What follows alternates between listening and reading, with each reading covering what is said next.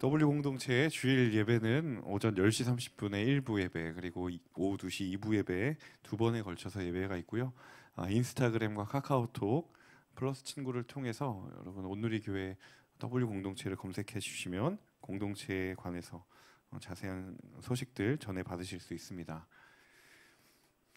제가 처음 대학 청년부 부임한 게 2013년입니다. 그래서 올해 햇수로 이제 11년째를 접어들고 있는데 청년 사역을 하면서 지체들의 이야기들도 많이 듣게 되기도 하고, 그리고 또 여러 만남들을 가지면서 제가 이렇게 표시를 하진 않지만 속으로 그 생각하는 그런 생각들이 몇 가지 있는데, 그 중에 하나가 무엇이냐면 사실 생각이라기보다는 기도입니다. 어떻게 기도를 많이 하냐면 하나님, 이렇게 교회에 신앙생활 열심히 하려고 하고 또 예수님 잘 믿으려고 하는 지체들이 있는데, 하나님 이 사람들 잘 되게 해주십시오. 그런 기도를 할 때가 꽤 있습니다. 그래서 만남의 축복도 허락해 주시고, 일부 때는 막 이거 하면 아멘이 나오더라고요. 네, 여러분 다 여유가 있으신가 봐요. 네. 직장에서 막 승진도 하게 해주시고, 그리고 네, 이직을 해야 되는 상황이라면 더 좋은 데로 인도해 주시고, 그런 기도를 할 때가 있고, 거기다가 더해서 특별히 그 청년들 중에 리더십 있으면 더 잘 되게 해주시고, 그런 기도를 합니다. 물론 누가 들었을 땐 그 너무 기복주의적 신앙 아닙니까? 그런데 제 기도 아니니까요. 남을 위해서 그렇게 기도를 할 때가 있어요. 정말 이 어두운 시대 가운데 그래도 신앙을 갖겠다고 다짐하는 청년들, 하나님 보시기에 참 아름다운 모습일 것 같아서, 하나님 아름다우시면 조금 더해서 좀 잘 되게 해달라는 그런 기도를 할 때가 있습니다. 그리고 이제 종종 기도 제목을 이렇게 주고받다가 정말 오랫동안 기도했던 기도의 제목이 응답을 받았다고 저한테 이야기를 해주실 때 보면 정말 솔직하게 제 일처럼 기분이 좋고, 네, 그렇게 기분이 감사한 마음들이 있습니다. 그런데 이제 참 안타깝게도 제가 이렇게 기도하는 대로 실제로 잘 되는 경우보다 좀 잘 안 되는 경우들이 더 많은 것 같아서 하나님 앞에 좀 이렇게 서운할 때도 있는 것 같아요. 심지어는 예수님을 믿는 사람들이 더 난관에 부딪히고 더 어렵고, 그런 상황들을 보게 되면 한편으로는 그런 생각을 하게 됩니다.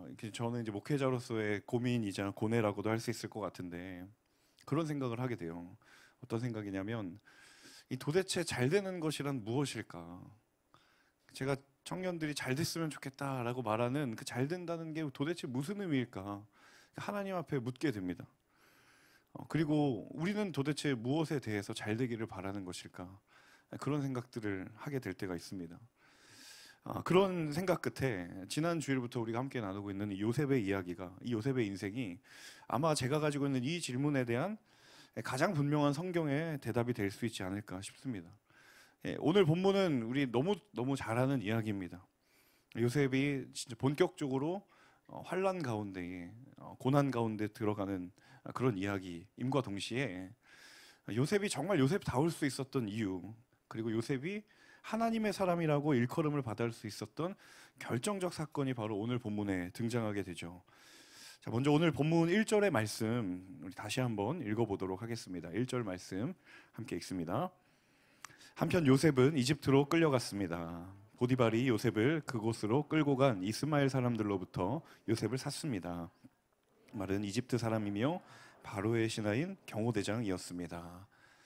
지난 본문의 형들의 미움을 요셉이 받고, 그리고 요셉을 구덩이에 일부러 빠뜨리게 되면서 거기를 지나가던 미디안 상인들이 요셉을 사서 데리고 가는 사건이 벌어집니다. 그래서 이집트로 데리고 갔고, 그리고 요셉이 이제 순식간에 노예의 신분으로 전락을 하게 되어 버렸죠. 자, 노예가 되었다라는 건 그 당시에 이 노예는 물건과 마찬가지입니다. 내가 돈을 주면 살 수 있고 팔 수 있고 내 마음대로 부릴 수 있는 그냥 물건이라고 생각하시면 될 것 같아요. 그래서 이 보디발이라는 사람이 돈을 지불하고 요셉을 삽니다. 그런데 본문을 보시면 이 요셉을 샀던 보디발이라는 사람에 대해서 짧은 소개가 등장하는데, 1절에 보니까 그는 이집트 사람이었다. 태생적으로 이집트에서 난 사람이었고, 그리고 직업이 뭐였냐면 이 바로 왕의 신하이자 경호대장이었다라고 언급하고 있어요. 요즘 말로 말하면 대통령의 비서실장 정도 되지 않을까. 가장 왕과 가까운 거리에서 왕의 안위를 지키는, 왕을 경호하는 임무를 맡은 사람이죠. 사실 그런 임무를 맡으려면 가장 왕이 신뢰할 만한 사람이어야 합니다. 그 왕의 생존 여부를 좌지우지할 수 있는 자리에 왕의 신임이 없다면 절대로 앉힐 수가 없죠. 그래서 그때나 지금이나 이 왕의 가장 곁에 있는 사람들은 가장 막강한 권력을 가지고 있었던 사람이라고 말할 수 있을 것 같습니다. 이어지는 2절 같이 볼까요? 2절 함께 읽습니다. 여호와께서 요셉과 함께 하심으로 요셉은 형통하게 됐습니다. 요셉은 이집트 사람인 주인의 집에 머물렀습니다. 그 보디발의 집, 왕의 경호대장의 역할을 했던 보디발의 집으로 팔려갔던 요셉의 인생, 성경은 그의 인생을 단 한마디로 이렇게 요약을 합니다. 그게 2절에 나와 있는데 그의 인생을 가리켜서 여호와께서 요셉과 함께 하심으로 요셉은 형통하게 됐습니다. 그의 인생을 성경은 이 문장 하나로 정의 내려요. 여호와께서 그와 함께 하셔서 그는 형통하게 됐다. 물론 우리는 이 요셉의 이야기의 결말을 다 알고 있죠. 숱한 고난 끝에 결국 이집트의 총리가 된 그 이야기의 결말을 알고 있기 때문에 이 말에 대해서 그렇게 의심의 여지 없이 받아들일 수 있는 부분들이 있는데, 근데 여러분 이 말을 사실은 곰곰이 생각해 보면 사실 이 말만큼 모순적인 표현이 없습니다. 자, 여호와께서 요셉과 함께 하신다. 여기까지는 우리가 의심의 여지 없이 동의할 수 있을 것 같아요. 지금껏 그랬고 지금도 하나님이 요셉과 함께 하신다라는 것을 우리는 인지하고 있으니까요. 그런데 그 뒷부분에 나와 있는 요셉이 형통하다라는 이 말에 대해서는 여러분 어떻게 생각하십니까? 과연 요셉이 형통하다 이 말에 대해서 저는 두 가지 물음이 들더라고요. 첫 번째는 과연 지금 요셉이 형통한가? 성경에 형통하다라는 말을 찾아보니까 다른 표현에 뭐라고 되어 있냐면 모든 것이 잘 된다라고 되어 있어요. 영어 성경에는 succeed라고 나와 있어요. 성공이라는 말이 그냥 단도직입적으로 언급이 되어 있어요. 성공한 인생인가? 지금 요셉은 이집트로 팔려온 인생이고 노예의 신분으로 전락한 인생인데 이 인생을 가리켜서 과연 형통하다라고 말할 수 있을까? 게다가 또 한 가지는 요셉이 형통하다라는 말과 그리고 그 앞에 있는 하나님이 요셉과 함께 하신다라는 이 말이 과연 어울릴 수 있는가? 심지어 성경은 여호와 하나님께서 요셉과 함께 하셨기 때문에 요셉이 형통하게 되었다라고 이야기해요. 그러니까 하나님이 함께 하신 그것이 이유가 되고 그 이유의 결과가 뭐냐면 요셉은 형통한 거예요. 형통한 게 요셉의 결과라는 거죠. 여러분 이 말에 동의하십니까? 형들의 미움을 받았고 노예로 팔려온 상황을 가리켜서 성경은 형통한 상황이다 라고 말하고 있어요. 심지어 그 형통함이 하나님이 요셉과 함께 하셨기 때문에 주어진 결과라고 이야기를 해요. 하나님이 요셉과 함께 하셔서 요셉의 상황이 지금 노예의 신분인 이 형통한 상황이 맞는가? 여러분 사실 말씀이 전하는 것이니까 틀린 말은 아닐 거라고 생각이 들기도 하고 또 우리는 결말을 알고 있으니까 그럼 형통한 순간이었지라고 마치 과거를 돌아보듯 이야기하지만 여러분 과연 정말 하나님이 함께 하셔서 형통하다라는 말을 우리는 어떻게 이해하고 바라봐야 될 것인가 라는 거예요. 여러분 형통함에 대한 하나님의 생각과 우리의 생각이 참 많이 다르다라는 것을 생각해 보게 됩니다. 하나님이 생각하시는 형통함과 그리고 우리가 생각하는 형통함의 의미가 참 많이 다르다라는 거죠. 자, 우리가 생각하는 형통함, 그 판단에 있어서 그 기준은 대부분 무엇이냐면 그 어떤 상황에 대한 결과를 두고 형통한가 아닌가를 생각하는 경우가 많습니다. 가령 어제까지 내가 너무 힘들었어요. 고난의 상황이 있었는데 다 지나가고 났어요. 그것이 해결됐어요. 인생의 고비를 넘어가고 난 뒤에 내 눈앞에 무언가 형통할 만하다라고 말할 수 있는 그런 결과적인 상황을 내가 봐야 우리는 그것에 기준하여 형통한가 아닌가를 판단하는 경우가 대부분입니다. 그런데 하나님은 그렇지 않으신 것 같아요. 하나님 그분에게 있어서 형통함이라는 것은 오늘 이 구절에서도 말하지만 그냥 하나님이 함께 하신 거다라는 거예요. 그저 하나님이 함께 하시는 게 요셉의 형통함이었다. 결과와 상관없이. 그가 지금 노예의 신분이든 이집트에 팔려온 신분이든 그 상황과 상관없이 그 인생을 하나님이 함께 하시고 계시기 때문에 그건 그 자체로 형통한 인생이다라고 말하는 거예요. 노예로 팔려온 상황이 변한 것도 아니고 요셉의 억울함이 해결된 것이 아님에도 불구하고 오직 한 가지, 하나님이 그와 지금 함께하고 계시니까 그 이유 하나만으로도 요셉의 삶은 형통한 삶이라고 성경은 말하고 있다라는 거죠. 여러분, 오늘 이 말씀 앞에 우리 스스로에게 한번 정직하게 물어봅시다. 여러분, 하나님이 함께 하신다라는 사실 하나만으로도 나는 형통한 삶이다. 여러분, 자신 있게 고백하실 수 있으세요? 다른 무엇도 아니라 하나님이 함께 하심, 이것이 과연 우리의 형통한 삶의 기준이 맞느냐라는 거예요. 오늘 이 말씀 앞에 하나님께서 우리의 믿음의 눈을 열어주시기를 원하는 것은 하나님 그 어떤 것보다 하나님의 함께 하심을 갈망하며 사모하는 내가 되게 하여 주옵소서. 나는 무엇을 두고 형통을 구하고 형통을 판단하는가? 하나님이 정말 함께 하셨다라는 그 이유 하나 때문에라도 내 인생이 형통한 삶이라고 하나님 앞에 고백할 수 있는가? 때로 형통한 삶의 흔적이 없을지라도, 그럴 만한 이유가 전혀 없을지라도 거기에서 주님과 나와 함께 하신다라고 한다면 내가 그것을 가리켜서 주님, 내 삶의 형통함이 임한 줄로 믿습니다라는 그 고백이 우리 모두의 고백이 될 수 있기를 주님의 이름으로 축복합니다. 이어지는 3절과 4절의 말씀인데요, 3절과 4절 같이 읽겠습니다. 요셉의 주인은 여호와께서 그와 함께 하시고 그가 하는 일마다 여호와께서 잘되게 해주시는 것을 보았습니다. 요셉은 주인의 눈에 들어가 있어 그를 섬기게 됐습니다. 보디발은 그에게 집안일을 맡기고 자기가 가진 것을 다 관리하게 했습니다. 하나님이 함께 하시는 요셉의 형통한 모습이란 무엇인지에 대해서 3절과 4절 이후로부터 계속 구체적인 이야기를 하고 있어요. 근데 3절을 보면 사실 굉장히 인상적인 표현이 하나 등장합니다. 3절을 보시면 하나님이 함께 하시고, 하나님이 요셉과 함께 하시고 하나님이 요셉을 잘되게 해주시는 것을 지금 누가 보고 있어요? 근데 요셉의 주인인 보디발이 그걸 보고 있다라고 성경이 말을 합니다. 굉장히 의아한 표현입니다. 왜냐하면 지금 보디발은 하나님을 모르는 사람이거든요. 하나님을 전혀 모르는 사람입니다. 믿음이 없는 사람이에요. 하나님을 전혀 알지 못하고 믿음이 없는 사람인 보디발의 눈에 무엇이 비추어졌냐면, 저 요셉은 하나님이 함께 하시는구나. 요셉이 하는 일마다 잘 되는 그 이유가 뭔지 봤더니 거기에 하나님이 계시구나 라는 것을 믿음이 없는 보디발의 눈에 보이게 하셨다라는 거예요. 그리고 이 요셉이 보디발의 눈에 들게 되죠. 신분이 노예였음에도 불구하고 보디발 집안의 모든 것을 다 요셉에게 위임하게 되어 다 관리할 수 있는 권한을 주게 됩니다. 그러니까 주인으로서는 이건 쉽지 않은 결정입니다. 그런데 그 주인인 보디발이 무엇을 믿고 그렇게 했는가?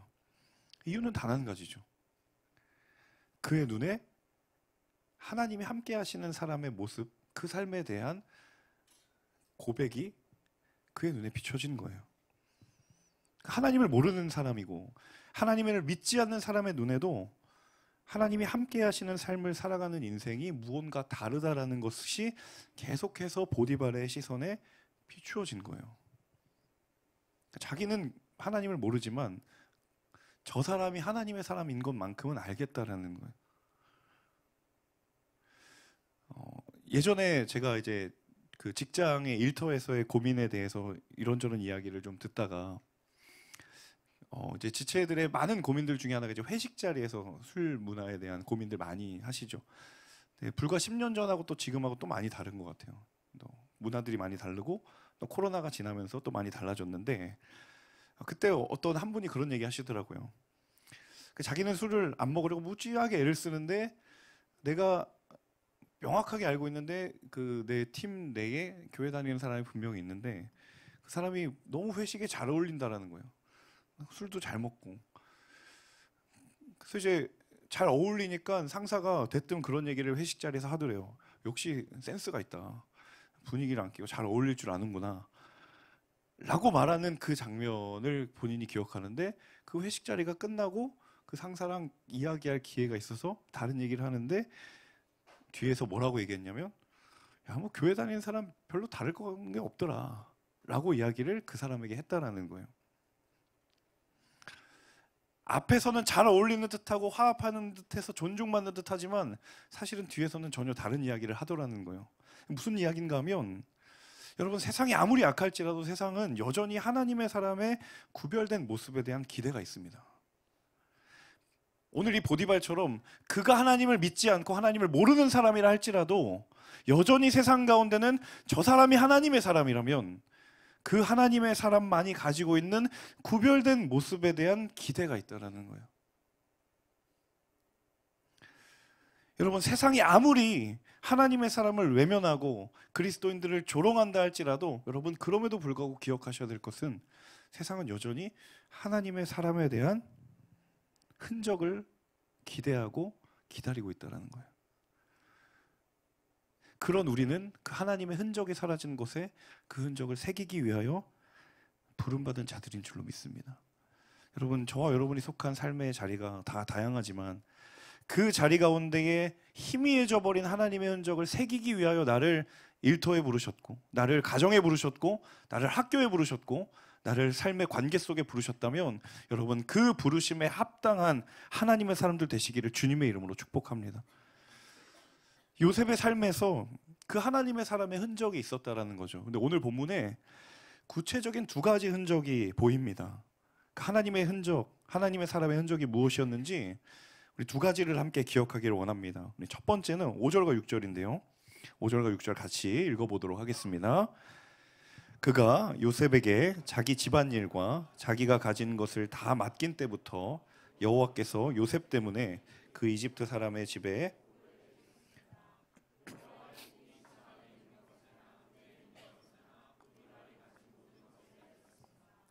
그래서 그는 모든 것을 요셉에게 맡겨두고 아무것도 신경 쓰지 않았습니다. 첫 번째 우리가 기억할 요셉의 그리스도인의 흔적은 무엇이었냐면 성실과 정직입니다. 성실과 정직입니다. 지금 보디발이 자기 집안의 모든 재정과 업무와 책임, 모든 권한을 요셉에게 다 위임할 수 있었어요. 근데 그 이유는 뭐냐면 당연히 요셉이 보디발로부터 신임을 받았기 때문이죠. 자, 그러면 그 신임, 그 신뢰는 어디서부터 왔는가 하는 거예요. 오늘 본문에 구체적으로 이야기하거든요. 보디발이 자기가 먹을 것 외에는 모든 것을 요셉에게 맡겨줬다라고 전하고 있어요. 자, 그 정도의 관계라면 이 관계는 하루 이틀의 신뢰 관계는 아니라는 거죠.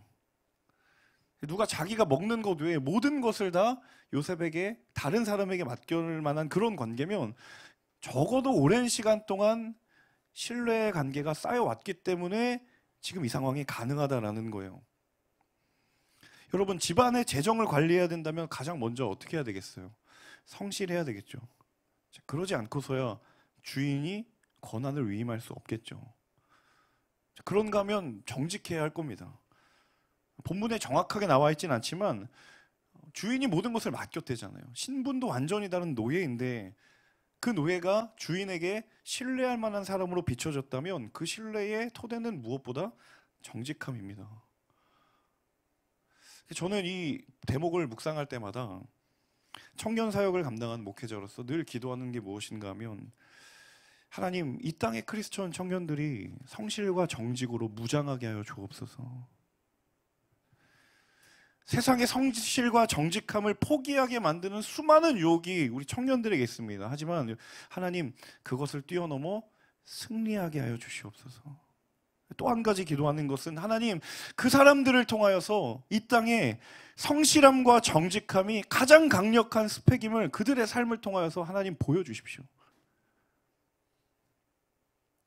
여러분, 일터에서 하나님의 나라를 위해 정직과 성실로 무장하는 하나님의 삶을 되시기를 주님의 이름으로 축복합니다. 가정에서도 마찬가지입니다. 정직함으로, 성실함으로 하나님의 나라를 세워가는 은혜가 있기를 주님의 이름으로 축복합니다. 제가 이렇게 말만 하면 꼰대잖아요. 그래서 저도 적용을 해봤어요. 나는 성실하고 정직한가. 네, 1부 때도 그 얘기를 나눴었는데 나는 성실하고 정직한가. 성실한 것 같기는 합니다. 불성실하진 않은 것 같습니다. 겸손하게 이야기를 해야죠. 일단 집에서 이렇게 앉아 있는 시간이 별로 없어요. 네. 늘 이렇게 일을 해야 되고 움직여야 되고, 그리고 저는 이제 그 가정을 위해서 시간을 허락했으면 잠을 줄여서 애들을 재우고 나서 제 일을 합니다. 네. 안 그래 보였나요? 네. 저는 그렇게 합니다. 만약에 토요일 날 제가 설교 준비를 하는데 아이들이 유일하게 저랑 보내고 싶어하는 시간이 토요일 날 이제 있으면 일단 아이들을 위해서 시간을 보내요. 그리고 잠을 줄여서 설교를 준비하는 시간을 늦춥니다. 어제 그랬거든요. 어제 오후에 네, 축구를 한 3시간 정도 해주고, 그리고 저녁을 먹이고 책상에 앉았는데 너무 피곤한 거예요. 그래서 이제 네, 에너지 음료를 마시고, 네. 근데 저는 그게 성실을 해야 된다고 생각합니다. 제가 설교 준비한답시고 아이들을 내팽겨치는 건 목회자로서 제가 그게 성실한가라는 것에 대한 고민이 있거든요. 네. 성실하려고 노력하는 것 같습니다. 저의 일터에서도 마찬가지죠. 저희 대학 청년에서 가장 성실하신 분이 네, 안타깝게도 가장 위에 계신 분이시거든요. 여러분 회사 조직에서 가장 위에 계신 분이 가장 성실하면 어떻게 돼요? 너무 힘들죠. 네. 하지만 기쁨으로 우리는 성실하게 일합니다. 그래서 네, 제가 이거 실명을 말할 수가 없어서 보실 수도 있기 때문에 제가 항상 많이 소통을 하고 일을 하는데 저에게 많이 권한을 위임해 주세요. 마치 보디발과 요셉처럼, 그 관계처럼. 네, 그렇다고 뭐 제가 노예는 아닙니다. 네. 어쨌든 신뢰관계가 있는 거예요. 근데 그분이 가장 중요하게 여기는 가치가 성실이거든요. 공공연하게 회의에서 많이 말합니다. 근데 저에게 많은 걸 위임이 된다는 걸 보면 그래도 제 입으로 말하기 되게 민망한데 어쨌든 성실한가 보죠. 네. 정직한가. 그분은 또 이 성실과 정직의 아이콘이거든요. 저도 정직하려고 엄청 노력을 합니다. 여러분의 삶의 자리가 다 다양하지만 정말 여러분이 말씀 앞에 오늘 여러분의 지난 걸음들을 한 주간의 걸음만이라도 한번 비춰보세요. 정말 성실하게 또 하나님 보시기에 정직하게 한 주의 걸음을 살아왔는가. 여러분 별것 아닌 듯한 성실과 정직이지만 여러분 그 모습이 세상에 가장 중요한 메시지이고 강력한 메시지임을 기억하시는 하나님의 사람들 되시기를 주님의 이름으로 축복합니다. 두 번째는 바로 요셉의 거룩함이에요. 우리가 읽어보지는 않았지만 6절에 보면 뜬금없이 요셉의 외모에 대한 언급이 나오죠. 6절에 보니까 6절이 아니고 9절에 나오죠. 네. 외모가 아름답고 잘생긴 사람이다.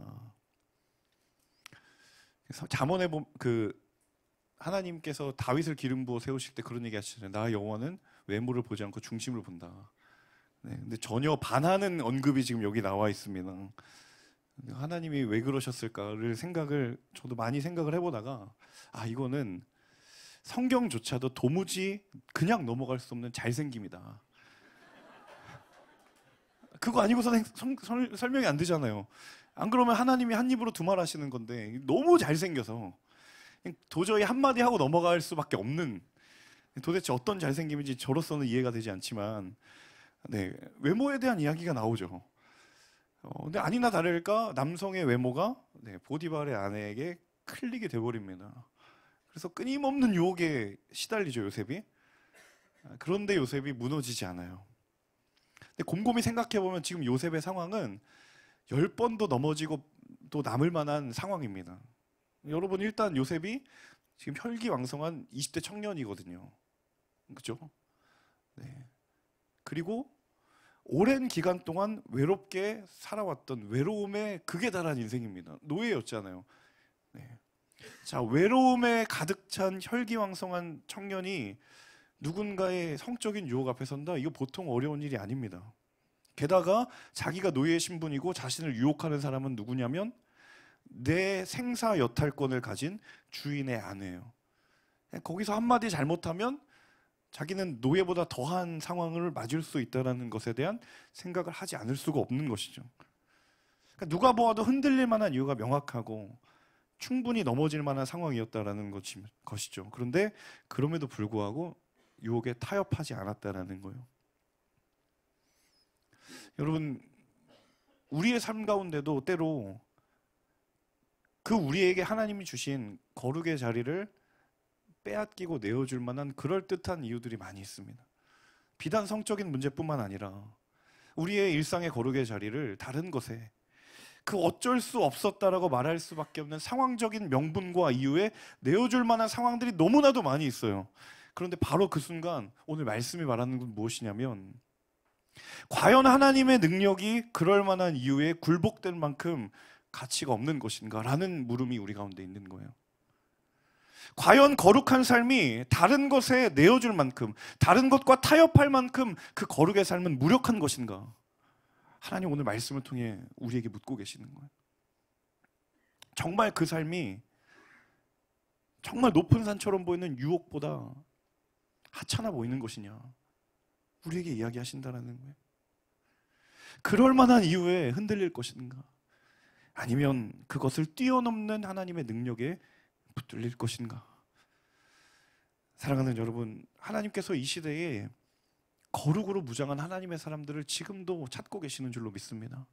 바라기는 우리 W 공동체가 그 부르심에 응답하는 하나님의 신실한 공동체가 되기를 주님의 이름으로 축복합니다. 저와 여러분을 부르신 일터의 삶의 자리에 하나님의 거룩의 흔적을 새기는 하나님의 사람들이 되시기를 간절히 원합니다. 가정의 거룩의 재단을 세워가는 하나님의 사람들 되시기를 주님의 이름으로 축복합니다. 그 인생이 뭐냐면 바로 오늘 말하는 잘 되는 인생입니다. 형통한 인생입니다. 저는 말씀을 오늘 마무리하면서 하나님이 다시 한번 저로 하여금 그런 꿈을 꾸게 하시는 것 같았어요. 어두운 시대 가운데 정말 하나님이 구별하여 마지막으로 남겨둔 하나님의 사람들이 하나님 모든 교회마다, 청년 세대마다 세워지는 은혜가 있게 하여 주십시오. 이 시대에 수많은 크리스천이 있다고 말하고 수많은 교회들이 있다고 말하고 수없이 많은 사람들이 난 교회 다닌다고 하나님 믿는다고 말합니다. 그런데 정말 그 안에 생명의 능력이 있는가? 정말 그 삶은 하나님이 인정하시는 형통한 삶인가? 하나님이 함께 하시는, 결과와 상관없이 정말 하나님이 기뻐하시는 거룩한 형통한 인생인가? 저는 우리 W 공동체가 그러한 믿음의 고백과 갈망으로 다시 일어나는 공동체가 될 수 있기를 주님의 이름으로 축복합니다. 성실과 정직으로 스펙을 둔 사람들, 거룩을 영적인 무기로 옷 입은 사람들, 성령의 충만을 구하며 끝까지 하나님의 자리를 지키려고 애를 쓰는 사람들, 때로는 한 번 실패할지라도 다시 한번 일어나서 하나님 그 자리를 제가 지키겠습니다라고 그렇게 다시 고백할 수 있는 하나님의 사람들이 있다면, 그리고 그런 공동체가 우리 W 공동체가 될 수 있다면, 여러분 이 땅은 주의 거룩한 성소가 될 줄로 믿습니다. 우리 시간 함께 찬양하고 기도할 텐데요. 하나님도 잘 아시고 우리도 잘 압니다. 그 거룩의 삶을 살아갈 때 정말 우리는 수도 없이 넘어지는 그런 불완전한, 그런 연약한 존재입니다. 하지만 하나님, 연약하다라고 해서 포기할 수 없습니다. 부족하다라고 해서 멈출 수 없습니다. 하나님, 우리로부터 하나님의 희망이 꺼져간다면 하나님 더 이상 소망을 둘 것이 없습니다. 하나님, 제가 바로 영적인 마지노선입니다. 하나님, 우리 공동체가, 우리 가정이, 우리 일터가 하나님 영적인 최후의 전선입니다. 주님, 그곳에 나를 두셨으니 주님, 제가 그곳에서 하나님의 승리를 선포하겠습니다. 여러분, 그러한 하나님의 사람들 우리 모두가 될 수 있기를 바라는 마음으로 우리 함께 이 시간 찬양하고 기도하겠습니다.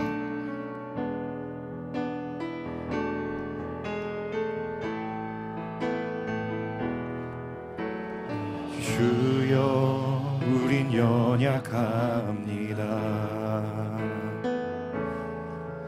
우린 오늘을 힘겨워합니다. 주 뜻 이루며 살기에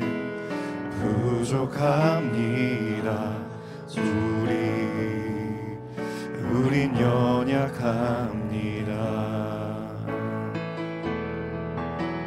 주여 우린 넘어집니다. 오늘 하루 또 실수합니다. 주의 긍휼을 구하는 주의 긍휼을 구하는 죄인입니다. 우리 주만 바라봅니다. 한없는 주님의 은혜 온 세상 위에 넘칩니다. 가릴 수 없는 주 영광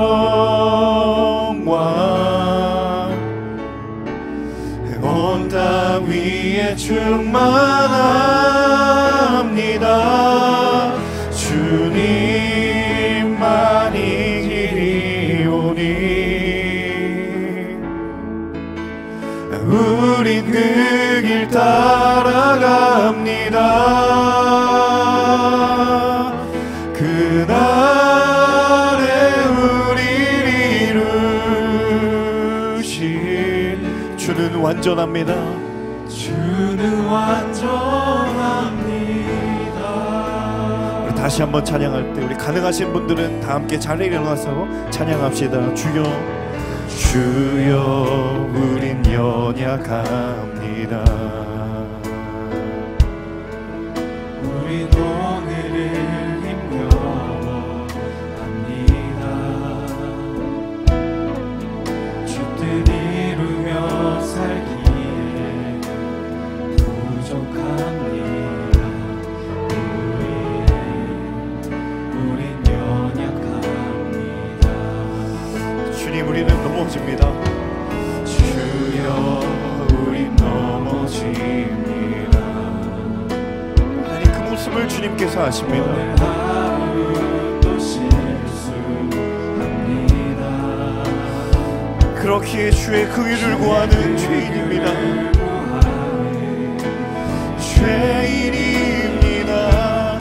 우리 주만 바라봅니다. 한없는 주님의 은혜 한없는 주님의 은혜 온 세상 위에 넘칩니다. 가릴 수 없는 주 영광 온 땅 위에 충만한 주님만이 길이오니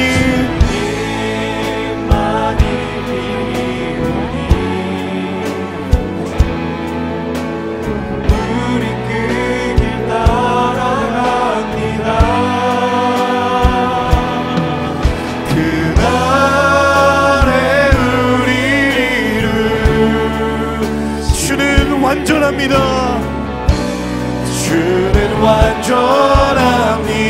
한없는 주님의 은혜 한없는 주님의 은혜 온 세상 위에 넘칩니다. 가릴 수 없는 주 영광 온 땅 위에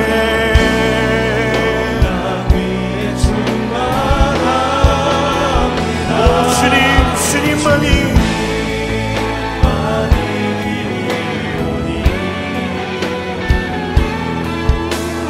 우린 그 길 따라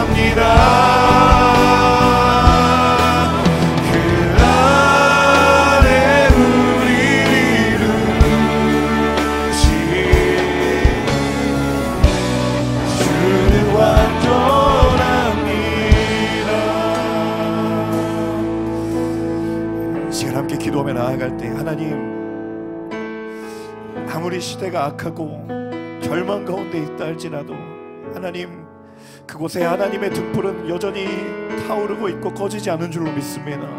하나님, 하나님의 소망이 하나님의 사람에게 여전히 거두어지지 않았다라고 한다면 하나님, 거기서 다시 하나님의 은혜의 역사가 시작될 줄로 믿습니다. 주님, 우리를 사용하여 주옵소서.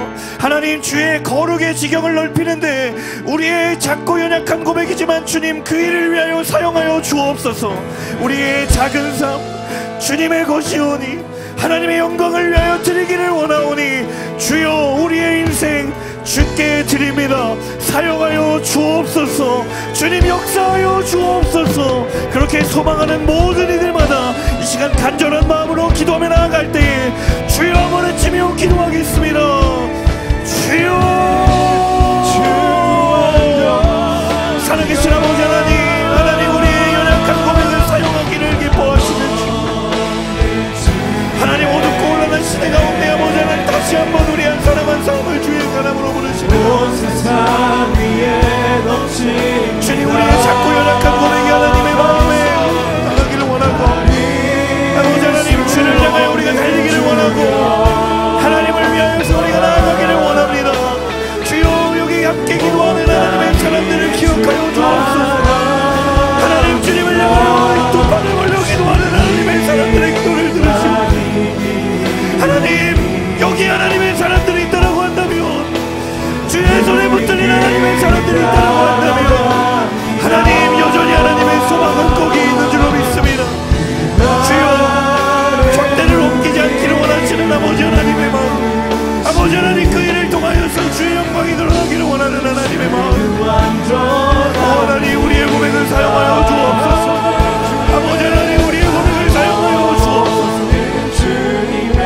성령 하나님, 여기 함께 합심하여 기도하며 자신의 삶을 드리기를 원하는 하나님의 사람들을 주님 기억하여 주시고 하나님, 그 인생 가운데 주의 영광이 임재로 충만히 채워 주옵소서. 성령 하나님, 주님, 우리의 믿음의 연약함, 우리의 믿음의 걸음이 작고 연약할지라도 하나님, 그 일을 이루시고 주의 영광 가운데 우리를 거하게 하시는 선하신 주님의 이름을 찬양합니다. 하나님, 예배자들을 기도의 고백을 사용하여 주옵소서.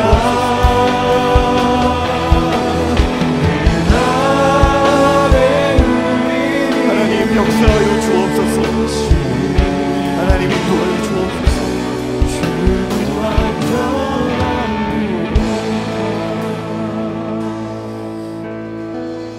다시 한번 기도하며 나아갈 때 이 시간 결단하며 함께 기도합시다. 하나님,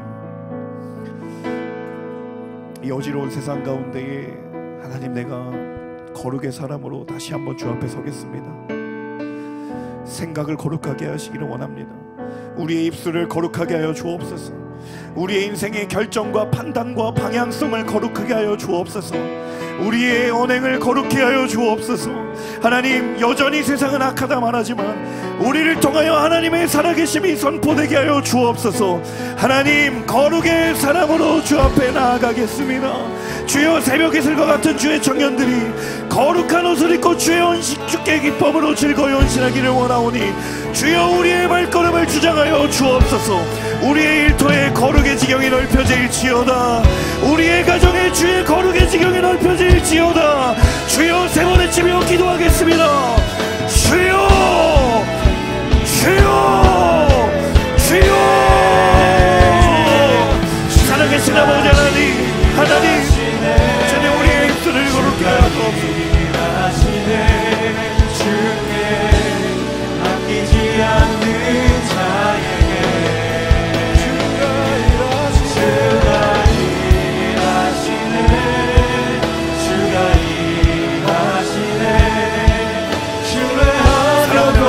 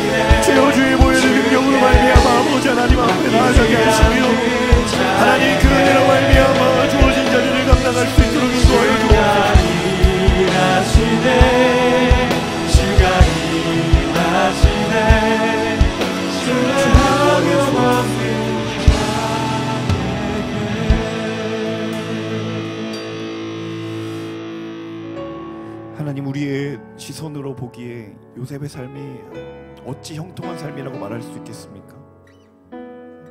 한순간에 노예의 신분으로 전락하였고 그의 인생 그 자체는 억울함투성이었음에도 불구하고 성경은 그를 형통하다 말하는 그 오직 한 가지의 이유, 하나님이 그와 함께 하셨기 때문이라 말하는 그 성경의 고백을 다시 한번 기억하며, 하나님, 내가 가난할 때나 내가 부할 때나, 때로는 광야에 있을 때나, 때로는 그 한숨의 한자리에 있을 때나, 그럼에도 불구하고 거기에 하나님 나와 함께 하신다라고 한다면 정말 나의 인생도 하나님 손에 붙들린 형통한 삶이라고 고백할 수 있는 그 믿음의 눈과 귀를 열어주옵소서. 하나님, 우리의 믿음의 눈, 우리의 시선이 세상의 사람들이 바라보는 그것과 같지 않기를 원합니다. 요셉 한 사람을 통하여서 믿지 않는 보디발조차도 정말 그 사람의 인생은 하나님이 함께 하신다라고 인정할 수밖에 없었던 그러한 거룩의 일들이 함께 여기서 기도하며 예배하는 모든 예배자들의 삶의 곳곳마다 불일 듯 일어나게 하여 주옵소서. 하나님, 여전히 세상은 악하지만 그럼에도 불구하고 이 세상은 하나님의 긍휼을 기대하고 있고 하나님의 거룩하심을 기대하고 있는 하나님, 주의 은혜가 필요한 땅인 줄로 믿습니다. 주님, 그곳에 나를 세우셨으니, 그곳에 나를 부르셨으니, 거룩하신 주님, 우리의 발걸음을 다시 한번 주장하여 주셔서 우리가 속한 가정과 일터와 학교와 모든 삶의 자리마다 주의 거룩의 제단이 세워지는 아름다운 하나님의 사람들 되게 하여 주옵소서. 주님, 성실과 정직을 최고의 스펙으로 자랑하는 자들, 거룩으로 무장한 자들, 성령의 충만함을 힘입어 주님 부르시는 그날까지 그 믿음의 걸음을 포기하지 않는 자들 되게 하여 주셔서, 주님, 여기 함께 기도하며 주님 앞에 엎드리는 이들로 인하여 여전히 이 땅에 주의 등불이 꺼지지 아니하고 주의 소망이 거기에 있음을 우리로 하여금 밝히 드러나게 하여 주옵소서. 그렇게 행하실 주님의 이름을 찬양하고 감사드리며 이 모든 말씀 살아 역사하시는 예수 그리스도의 이름으로 감사하며 기도합니다. 아멘. 그 일을 이루실 하나님께 우리 감사와 영광의 박수 올려드리겠습니다. 선하신 주님의 이름을 찬양합니다. 아멘.